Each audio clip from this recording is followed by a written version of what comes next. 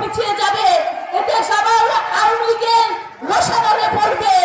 তারা বিভিন্নভাবে নির্বাচন করে একটা নির্বাচিত সরকারের হাতে যদি ক্ষমতা যায়, এদেশের বিনিয়োগ বাড়বে, এদেশের সার্বিক অবস্থার উন্নতি হবে, এদেশ একটা স্থিতিশীল অবস্থায় আসবে।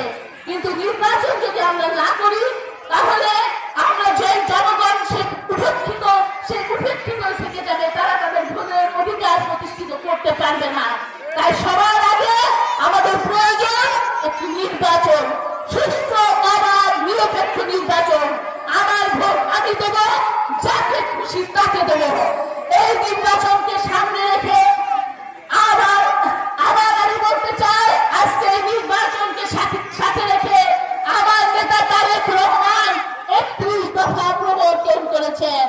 সেই 31 দফায় আপনারা অন্ন, বস্ত্র, চিকিৎসা, শিক্ষা এমন কোথাও নেই যে আপনারা সেই 31 দফার মধ্যে আপনারা পাবেন না।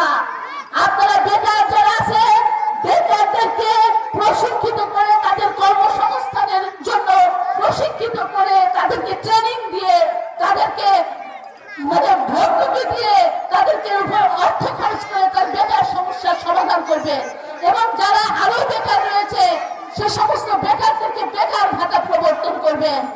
আমার এখানে উপস্থিত এই সাথে একটু খালি করার অনেকে মা বোনরা রয়েছেন যারা আমার কথা শোনার জন্য এসেছেন, তাদের উদ্দেশ্যে বলি, বিএনপির 31 দফায় স্পষ্টভাবে তারেক জিয়া ঘোষণা করেছেন যে ফ্যামিলি কার্ড প্রবর্তন করা হবে।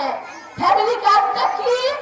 ফ্যামিলি কার্ডটা হচ্ছে একটা ফ্যামিলির একজন কর্তৃকে একটা কার্ড দেওয়া হবে। আপনার পরিবারে ধরে 10 জন সদস্য, 10 জনকে 2000 করে এমন যদি টাকা দেওয়া হয় তাদের 10,000 টাকা। সেটা কার নামে হবে? সেই কার্ডটা বাড়ির যে মহিলা কর্তৃ, সেই কর্তৃর নামে কার্ডটা হবে।